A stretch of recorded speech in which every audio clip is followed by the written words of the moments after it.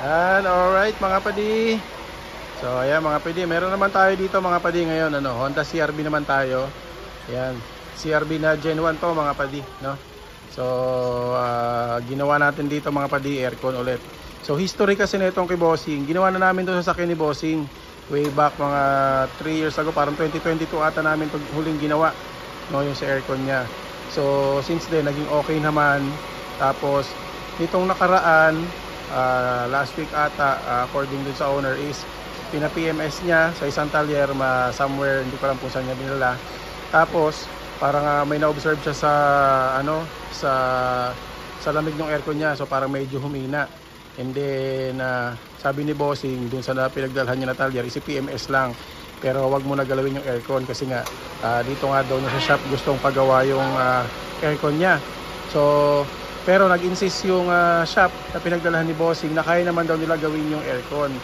So sabi ni Bossing, sige gawin niyo yung aircon, pero pag hindi siya na-satisfy, i-refund niya yung nagastos. Yun nga, ang nangyari nga, naging problema mga padi, after magawa ng aircon itong CRV ni Bossing, hindi nga siya na-satisfy dun sa lamig, no mga padi.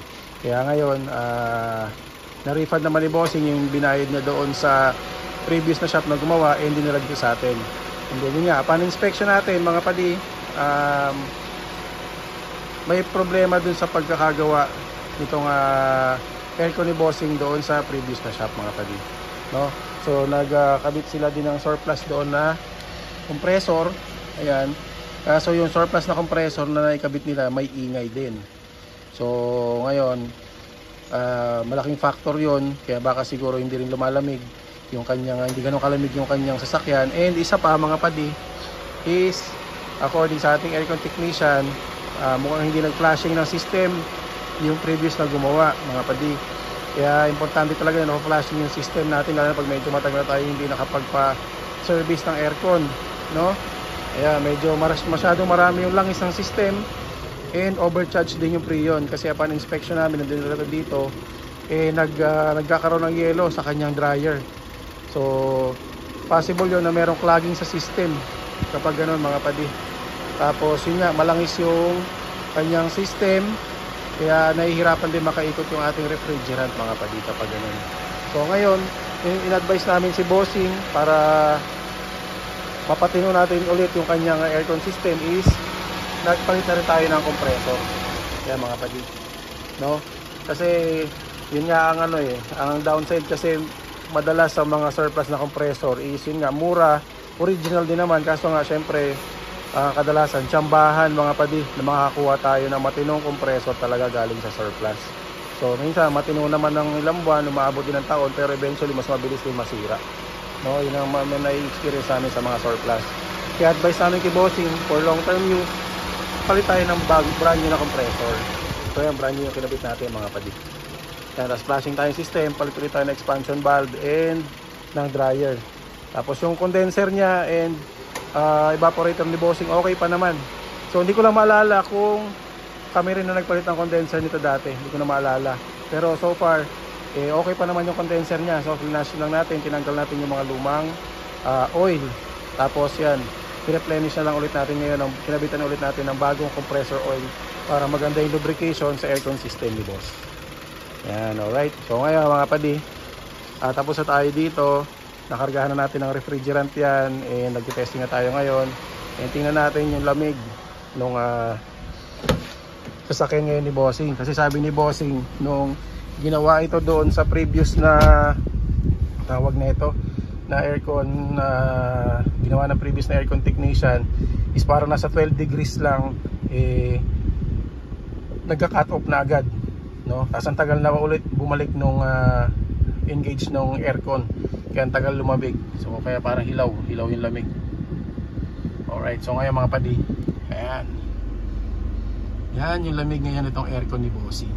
Yan yung hinahanap ni Bossing na lamig. Kasi itong mga CRV mga padi, malamig ang aircon nito mga padi, malamig talaga aircon yan, no? Sariwang-sariwa pa naman itong CRV ni Bossing mga padi. Kaya gusto ni Bossing talagang yung malamig. Ayan. Ngayon nag-reading tayo ng 5.6 degrees Celsius mga padi, 5.5. Solid lamig niya mga padi. Yan yung hinahanap na lamig ni Bossing. Kasi nung nakaraan nga, nag-complain si Bossing sa previous na gumawa na sabi niya hindi ganyan yung lamig nung ano. Kaya sabi niya dito daw talaga niya gustong ipagawa. Kaso nga lang nagano yung isang shop na kaya naman daw nila gawin, kaso nga lang nagka-problema mga padi. So ayan. Alright. So ngayon, according kay Bossing, meron daw misfiring itong kanyang sasakyan, yung kanyang makina. So yun ang next natin hahanapin. Inuna lang muna natin itong aircon, no? Para goods na tayo sa aircon, and then doon naman tayo sa makina. So far mga padi, grabe. Malamig na yan mga padi. Kahit magbiladan tayo mga padi, kayang-kaya yan. Kayang-kaya yan. Sa East 5. Ako, napakalamig niya mga padi. Alright. So abing-sabi na to mga padi. Ayun, alright mga padi. Goods na tayo dito sa ating CRB. Okay na aircon. Sunod naman natin dito is yun nga misfiring doon sa kanyang makina. Hindi naman ganun ka misfiring ni Bossing, pero sa ngayon wala tayong naririnig. Pero kanina kasi meron konting misfiring. So hanapin muna natin yun, no? Para bago natin ibigay kay Bossing, na-address natin yung mga concern niya. Pero major concern talaga ni Bossing dito is yung kanyang aircon system. So good sa tayo doon, 5.5 degrees Celsius na lamig mga padi. Solid na yun mga padi. Alright, so yun lang mga padi. So far ngayon, puro karamihan ginagawa natin, puro aircon, no? Kasi nga sobrang init ng panahon. And sa mga gusto po magpa-schedule ng aming aircon, PM muna kayo sa page namin mga padi.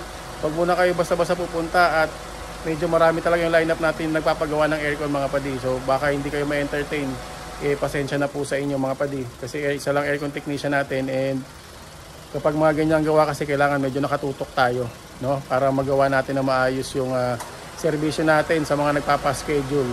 Alright? So yun lang mga padi. Maraming salamat po.